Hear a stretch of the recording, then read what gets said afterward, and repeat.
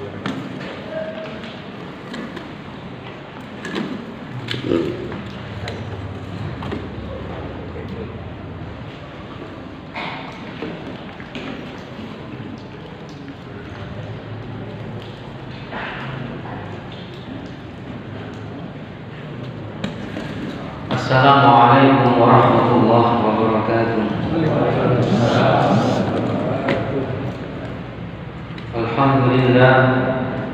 Alhamdulillahilladzi an'ama 'alaina bi ni'matil iman wal islam. Asyhadu an la ilaha illallah wa asyhadu anna Muhammadan abduhu wa rasuluh. Qala Allah ta'ala fi kitabihil karim, a'udzu billahi minasy syaithanir rajim. Ya ayyuhalladzina amanu kutiba 'alaikumus syiyamu kama kutiba 'alal ladzina min qablikum la'allakum tattaqun. Hadirin kaum muslimin muslimat yang dirahmati oleh Allah Subhanahu wa taala. Di malam tarawih yang keberapa? 15. Ke-15. Kalau ada yang ke-16 berarti itu enggak usah ditiru.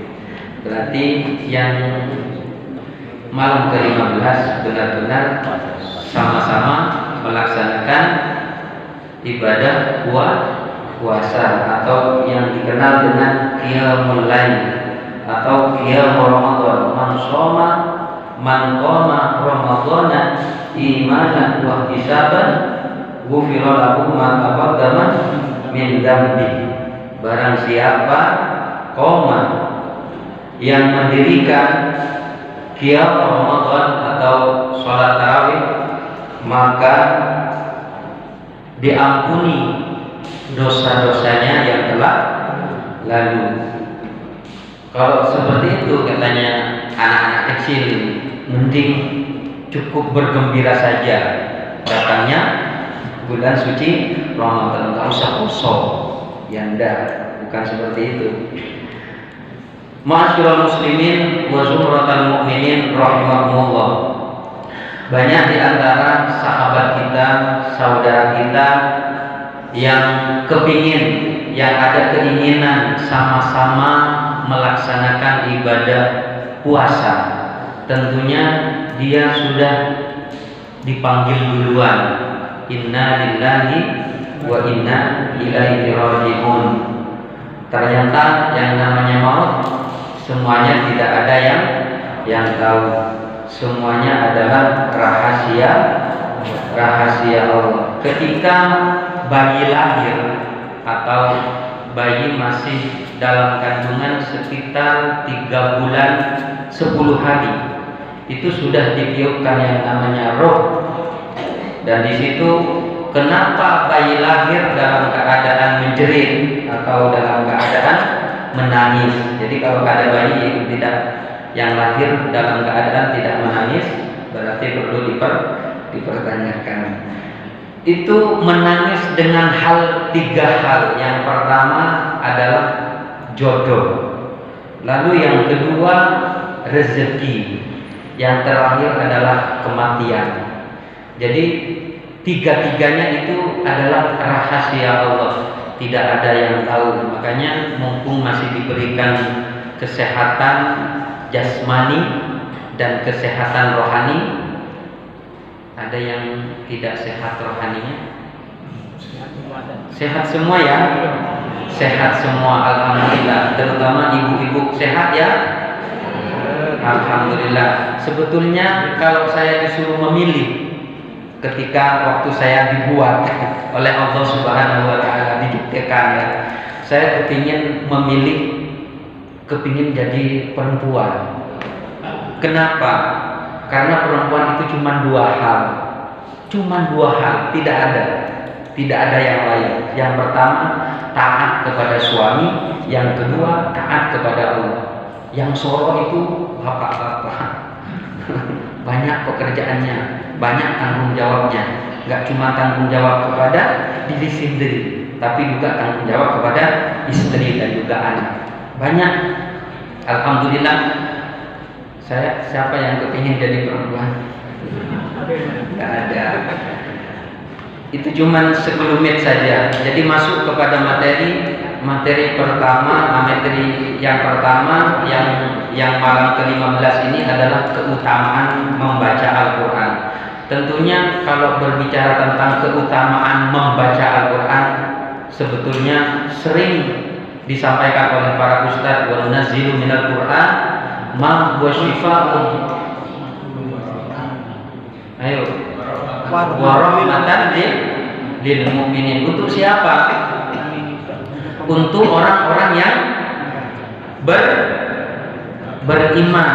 Jadi kalau ada yang di Masjid Al-Hidayah tidak iman, berarti dia tidak diberikan oleh Allah yang namanya syifaa'un, obat ya, penyejuk. Siapakah yang akan memberikan obatnya? Kepada siapa? Kepada orang yang membacanya.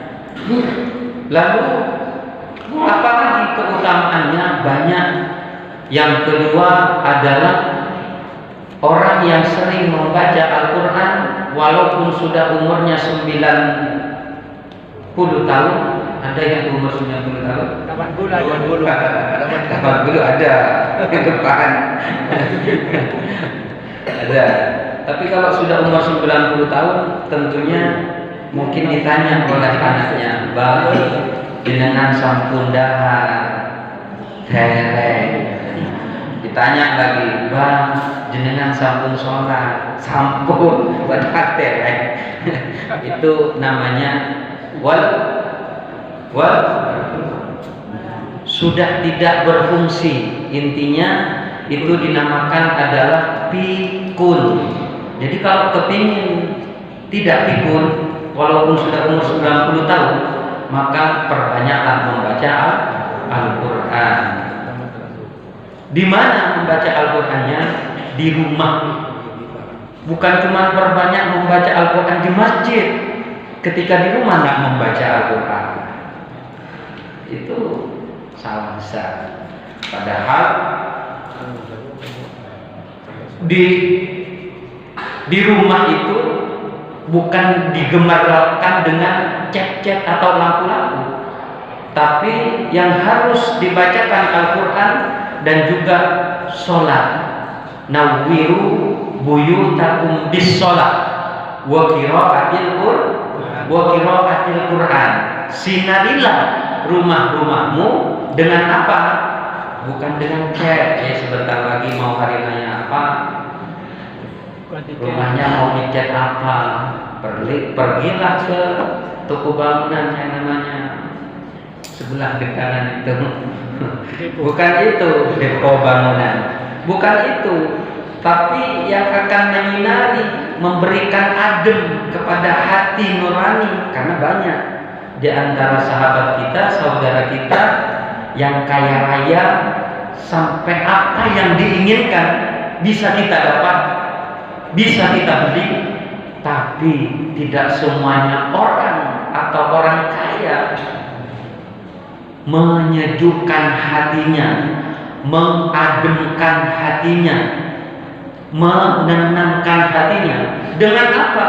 Dengan memperbanyak membaca Al-Quranul Karim. Nawwiru buyutakum bis sholat. Sinarilah rumah-rumahmu dengan sholat. Tentunya sholat tahajud, sholat duha, bukan sholat 5 waktu. Sholat 5 waktunya di masjid, apalagi yang dekat. Ya, yang jauh aja sudah datang menghampiri Masjid Al-Hidayah. Bayangkan, yang dekat saja tidak mau mendekat. Itu sama halnya dengan tower, ya, tower Telkomsel atau XXL. Biasanya yang dekat, yang tidak berfungsi. Yang jauhnya yang sinyalnya nggak sampai ya. Tapi apa? Dengan sholat. Lalu apa yang kedua? Wa qira'atil Quran, dengan membaca Al-Quran. Ustaz, saya belum bisa membaca Al-Quran Ustaz. Ya datangi Ustaz. Jangan ustadznya yang suruh datang. Keliru. Di dalam kitab Ta'limul Muta'allim itu ada etika dalam mencari ilmu. Gimana? Jangan disamakan dengan sekarang zamannya sudah beda Ustaz. Nggak bisa. Jadi harus datangi ustadznya yang didatangi. Siapa yang mau belajar Al-Quran supaya apa? Supaya hatinya tentram. Masa tidak ada kemauan? Masa tidak ada perubahan? Ramadan tahun kemarin bacanya alif ba, aba, ata, asaba, ba'ata. Masa sekarang masih asaba, sasaba, abata? Ya, kalau bisa A'udzubillahi minasyaitonir rajim. Ulaika 'ala hudan min rabbihim. Datangi Ustaz, banyak Ustaz di sini, termasuk Ustaz Jufri ada juga banyak ya. Ustaz yakin juga bisa didatangi. Mumpung masih ada sisa-sisa waktu, mumpung diberikan umur yang barokah. Jadi umur yang sisa itu dipergunakan untuk membaca Al-Quran atau mencari apa yang sudah diwajibkan oleh Allah Subhanahu wa Ta'ala, ya menuntut ilmu itu. Di bulan suci Ramadan ini banyak sekali memberikan madrasah kepada diri kita sendiri dan juga kepada bapak dan ibu, terutamanya adalah dengan turunnya Al-Quran, supaya kita sekeluarga sebisa mungkin satu keluarga bisa membaca Al-Quran. Alhamdulillah wa syukur, nikmat luar biasa. Masa kalah dengan anak-anak yang belajar privat bahasa Inggris, matematika setiap hari di privatin, padahal itu cuma hal duniawi saja yang kita bawa untuk akhirat. Padahal Al-Quran adalah memberikan syafaat di hari kiamat nanti, ketika dipertanggungjawabkan amal baik dan amal buruk di hadapan Allah Subhanahu wa Ta'ala. Sudahkah kita membawa benar-benar apa yang sudah diwajibkan oleh Allah Subhanahu wa Ta'ala kepada kita untuk menuntut ilmu? Ilal mahdi, minal mahdi ilal mahdi, mulai dari sejak ayunan sampai ke liang lahat. Ma'asyiral muslimin wa zumratal mu'minin rahimakumullah. Mungkin ini saja sebelumnya kultum di malam yang penuh barokah ini.